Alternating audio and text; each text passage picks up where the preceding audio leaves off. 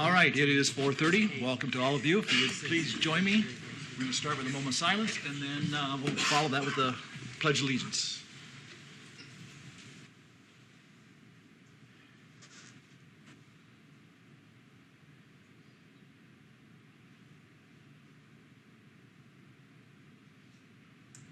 Please join me. I pledge allegiance to the flag of the United States of America and to the republic for which it stands, one nation, under God, indivisible, with liberty and justice for all.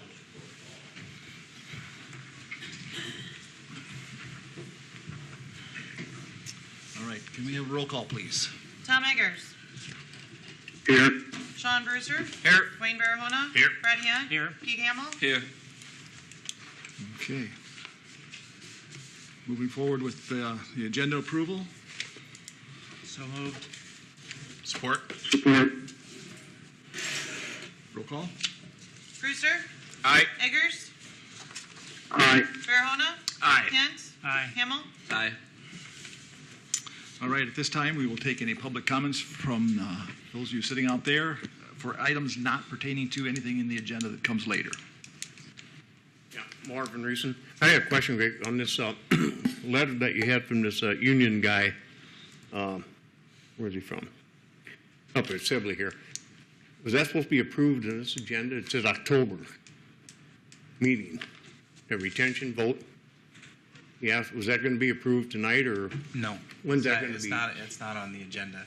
Okay. Probably not until after the union retention elections, which are at the end of this month.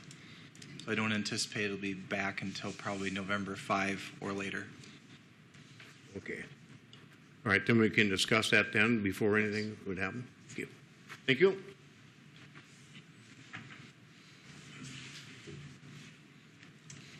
Any other comments? All right, let's move on then to our consent agenda. Take a motion to approve, please. So move. Support. Just a couple of comments about the agenda before we go to vote. Deanna Wood is here. Deanna, just give a wave, if you would, please. Deanna is going to be replacing Dwayne Seahusen on the Board of Adjustment. Thank you for that, Deanna. And then also just a comment on the pay estimate for the Crossroads North project. The balance on that we're paying for this month's pay application is $185,942.08, and of that, $9,870 will be reimbursed by the co-op for dirt work. That was the agreement.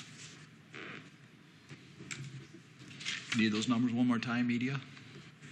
Okay. Any other comments on the agenda? If none, we'll take roll call, please. Brewster. Aye. Barahona. Aye. Hamill. Aye. Eggers. Aye. Kent. Aye. All right, moving forward then to our old business, dealing with the $650,000 general obligation capital loan note, Series 2019. Any comments you want to make for us, Sam, at this point? Thank you, Mayor. The commitment for this loan was made on February 6th. The closing was delayed until now because there was no need to put the funds until closer to the delivery of the vehicles. There is no penalty for prepayment if the city chooses to and is able to pay off early. Okay. So then can we have a motion to approve this, please? So moved. Support. Further discussion? Roll call, please. Oh, excuse me. Yes, please, go ahead. Lori Anderson, help me understand what this is for, this money. This is for the pumper truck that will be delivered next month, and also for 2 of the police cars that will be replacing the current ones in their fleet. So this was not a budgeted item on the regular budget? I mean, it was my understanding in the past we had money set aside from fire days that we do in October and whatnot, and that this was something that was prepared for. And now it kind of feels like, oops, is we ordered these vehicles and we don't have the money to pay for them. No, that's not the case. So help me understand. I'll let Sam answer that if you would. And Brad, maybe you can help me on this too. But my understanding is, and I've tried to chase down the whole $25,000. There's this belief that there was $25,000 annually set aside for fire trucks. That isn't the case. So there was money set aside for other equipment, but not for fire truck payments. So when we discussed this in the budget, or actually the purchase agreement was signed last year, and we needed to find the money to follow through on the purchase agreement. So the deal that we worked out was to do a loan on the fire trucks and the police cars, which would count against the city's debt limit, but wouldn't raise property taxes because it would be offset by the monies in the emergency depreciation fund. Okay. So that's how we were able to fund it. But there was not a cash pool, Lori, where we had the money set aside. And is it true that the monies that the ambulance makes on transfers, et cetera, and so forth, just doesn't really exist in any one itemized pot as well? So that when we need a new ambulance, then we're going to have to do something similar? Or, my concern is it feels like we went out and bought this equipment and we didn't really have the money to pay for it because maybe people were thinking we'd pass that Mid-American surtax or whatever it is. So I want to understand how it is that we determine when we need new vehicles, right? And why aren't we applying for grants? Like Granville applied for a grant to help offset. We have? Like Yes. when? Every year we apply for one. How come we don't get one and they do? Your good question is mine. Okay, I'd All we really get like is to a look at Dear those John grant letter applications. saying, sorry, you do not qualify. Okay. And we started 20 years ago with the process of replacing our fire trucks. Mm-hmm. And now we're at that 20-year point. So what do you mean? And we've talked about buying equipment for years. Mm-hmm. It's been on the radar. This has been on the radar for the last couple years. So it's nothing new to the city. We've talked about it at budget meetings, capital improvement plan. So there's nothing new about this. It's spur of the moment. So when I buy my tickets to the things, what do Yes. those monies go to? In the years past, last year we bought 5 new handheld radios at $3,200 a piece. Okay. Because communications are key. Very we bought important. in fire gear. We bought in Jaws of Life. Mm-hmm. I could go on and on and on Mm-hmm. of what we bought. But Making $10,000 on a fundraiser doesn't set aside money to buy a fire truck. but When you're talking $552,000. raising money with a really cool board that says contribute to the fire truck, that is done in all kinds of communities that I travel around and see, has also never been tried, right? And the group of firemen and fire ladies, we are not going to raise money for fire trucks. Because at $10,000 a year, how many years is it going to take you to make $552,000? Well, the experience that I've seen in other small communities is that they do a specific, like, we need a new fire truck. And then Within- somebody comes out and writes a big check because they love the idea that we're getting a new fire truck. Okay. But you're never going to see Next- that if you don't make the attempt. Next year, when we decide to replace our next truck that's 20 years old, you can chair that committee. So it's only an age thing? Is it a mileage thing, a use It's thing? an age thing. You get to 20 years, and ISO no longer counts that fire truck as a fire truck. So you lose rating on Sure. your insurance Fair? standard. Okay, that's good information. And then do we always have to buy new? They last 20 years. A mainline pumper, we're going to buy, Probably want a new one. and that's the first truck that hits the road, and we would anticipate buying a new one. Well, Our Brad, ladder truck, we buy used. I would be happy to assist with some fundraising activities for emergency equipment. I'd really like to look at your grants, your grant applications, because there's got to be a reason why Some we're of getting it's turned age, down? Safety factors. No, but why we're getting turned down for grant I money don't that towns like Granville, et cetera, aren't. So I'm just real frustrated because this is a big chunk of change. Big chunk of change. So, Marvin Reeson, I guess I owe some of you apologies at this point, because I can remember when this started. Sam, you weren't here. Sorry, so it sort of got dumped on you. But that's where the misunderstanding came from, and I was talking about the $500,000, is that, because I was at a meeting here, and we were told, before they ordered that truck, that Brad mentioned, I went over this with Sam, that there was $25,000 a year for 20 years that they've been saving for a fire, other earmarking, and that's where I was coming from to that. I mean, I did this innocently. I wouldn't know. And that's just what I assumed it did. And that's why I asked about where the $500,000 was. At that point, they didn't, I think Hutchinson was here then, and they didn't have the money when they asked for it. And then there was quite a pause. And I can remember Pete Hamill saying, well, we got to do something different because obviously this isn't working. I remember him saying that. And that was in reference to the ambulance. well, it was reference to the fire truck. I remember it well. But anyhow, Hutchinson was here. But my main concern is that when you look at fire protection, and I'm all for fire protection and police protection, all this other business.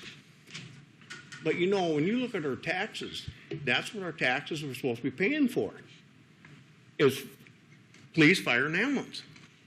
And it seems like we got away from using that money and using everybody else's money, so-called ambulance money, which is taxpayers' money, and we got to get back to look at this budget and see where we can take this money back off our property tax rolls, what it's supposed to be paying for police cars. And it can be up for debate. You got them ordered, now we're screwed. I could debate whether you need two of them right away.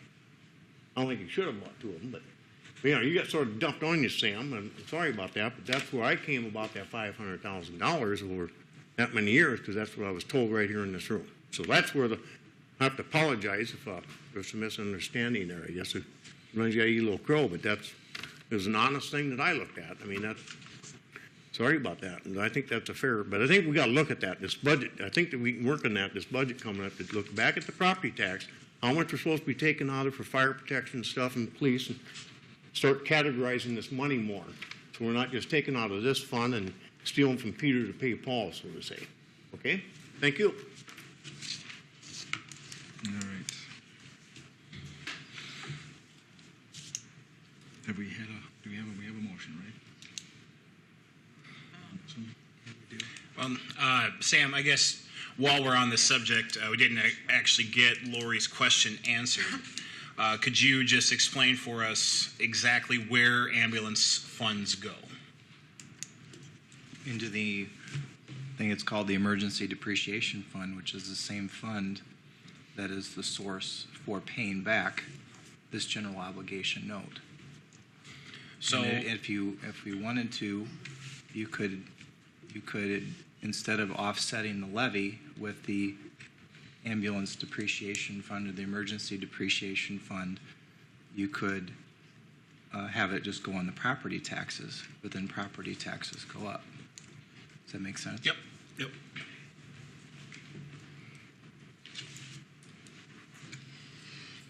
Any other comments from the council?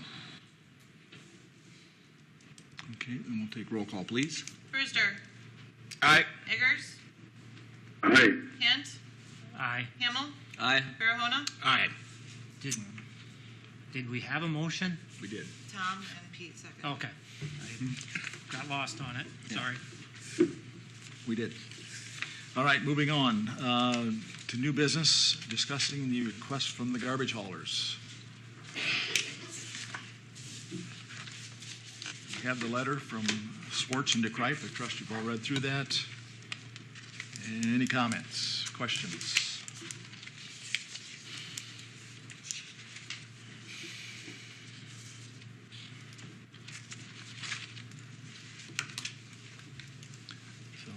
Basically, for those of you probably, and just to bring everybody up to speed, the garbage haulers have worked with the city to come up with some type of a plan to automate somewhat the garbage collection services and improve the collection of recyclable materials.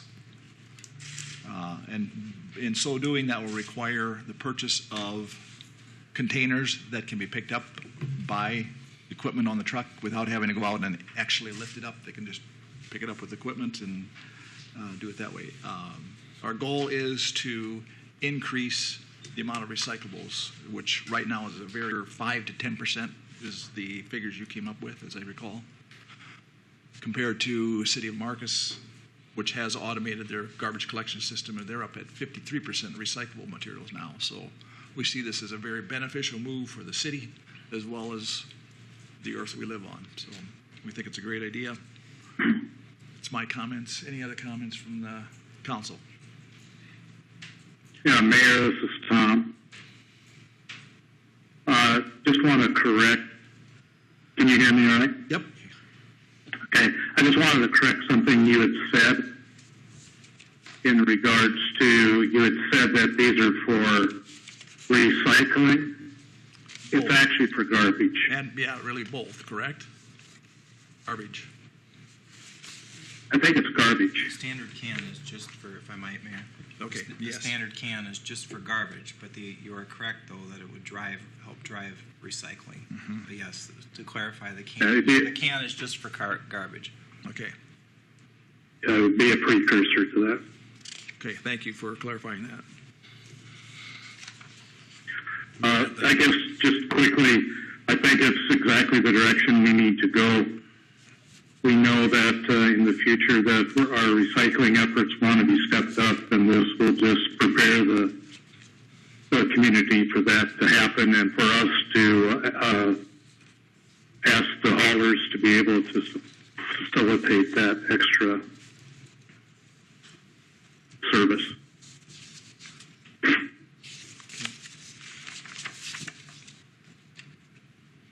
And for those that don't know, one of the conditions that was set forth in putting together this automated garbage process was that the recycling program be, I guess you would say, more standardized. It would actually increase by 2 the number of recycling pickups in a year, but then it would also make sure that you didn't have to remember if it was the third Thursday before a full moon, and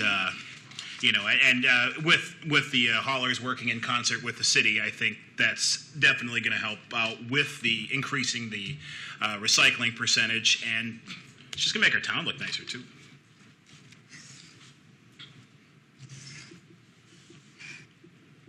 Further comments?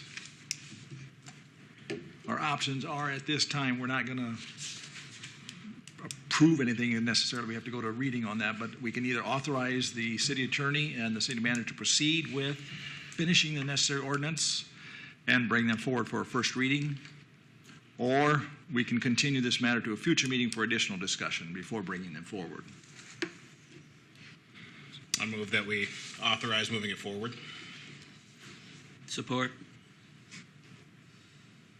Moving it forward to another meeting? No, Or authorizing them to proceed? to Okay. proceed. All right. Yes. Okay, we have a motion. And we've been talking about this for a number of years. Yeah. This is not something that just came up. No. Any further comments?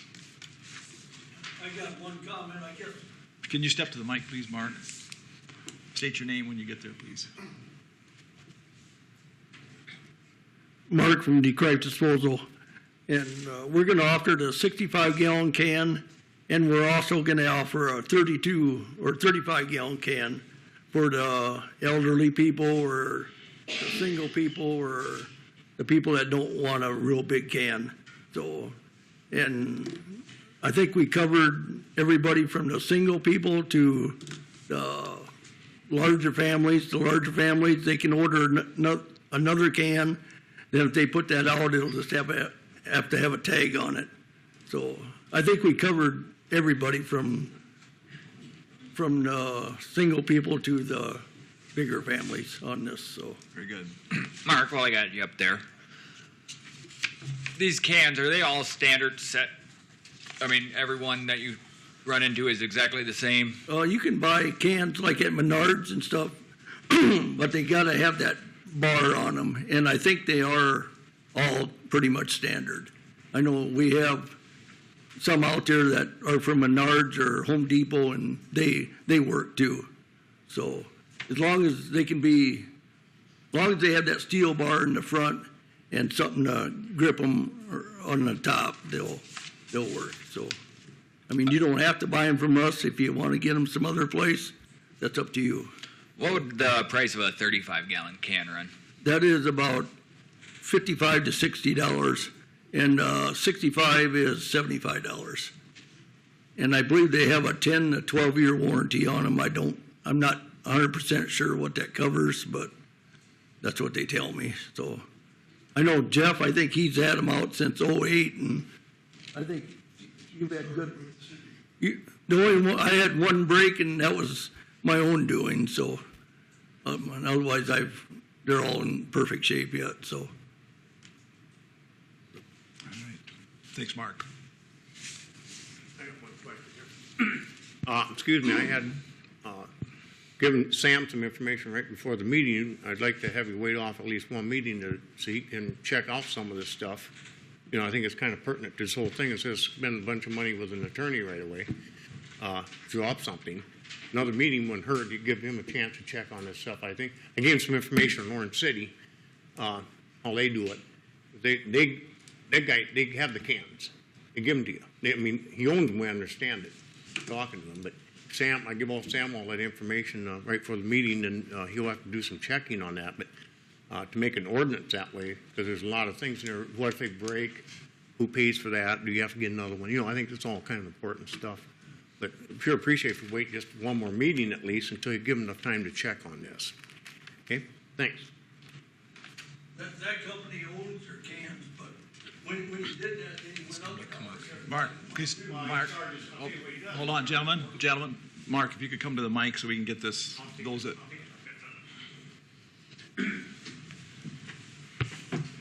I know Orange City, they own the cans, but then they went up $1.75 a month too on the bill. The hauler or collection the service. city? Oh, what's that? The hauler or the city owns the cans? Well, the hauler does. in Orange City, it's a private hauling. It's nothing to do with They own their own cans, but I know they took over like Ashton and Boyden, and they give everybody a can, but then they go up $1.75 a month. So basically a rental. Right. Yeah, for basically forever, I guess. So I don't know. Okay.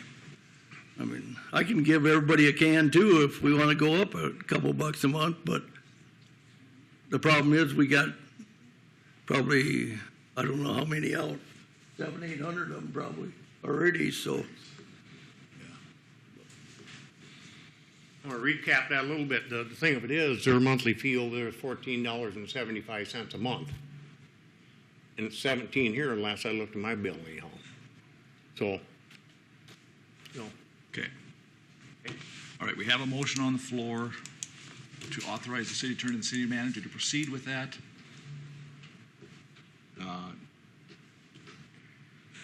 What is your pleasure at this point? Table it, further request, or move forward?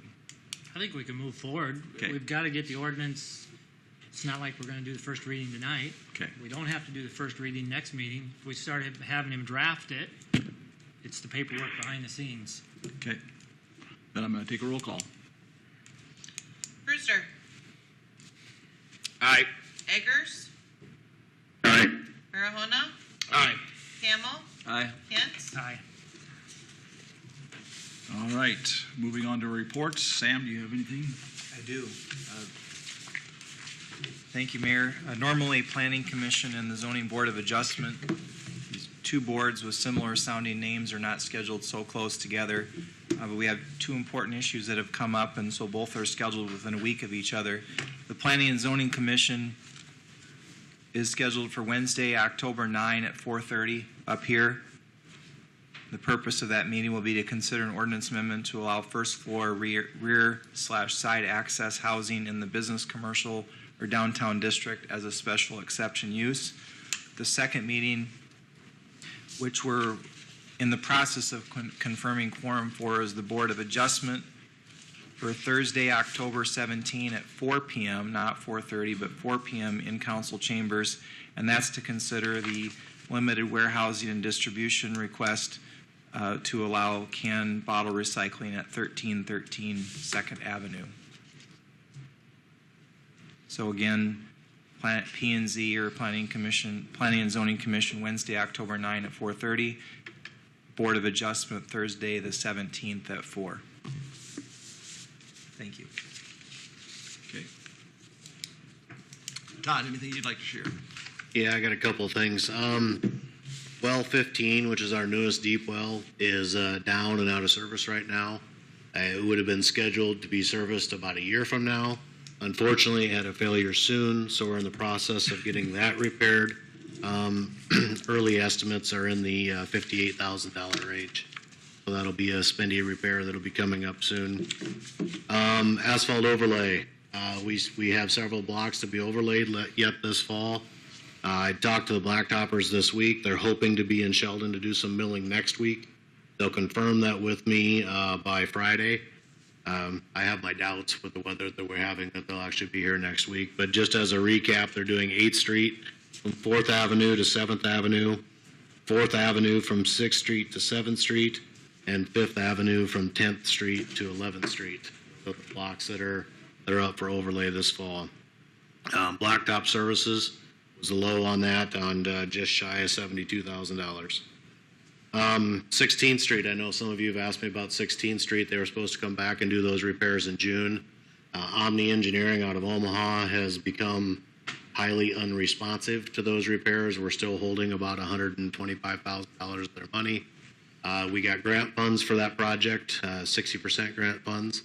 So the DOT is involved in that. So we are now using the DOT to try to leverage action to move forward, because we would like to get that cleaned up sooner than later, obviously. So working on that. Dean Paulson and I are giving the Morning Kiwanis Club a tour of the wastewater plant October 7th, Monday, October 7th at 9:30 in the morning. And then, of course, we're giving anybody that wants a tour tonight after the meeting. And then you guys had asked about giving a second opportunity. Sam and I have discussed. We've chosen October 9th at 6 p.m. So anybody that wants to come see the new wastewater plant, October 9, 6 p.m.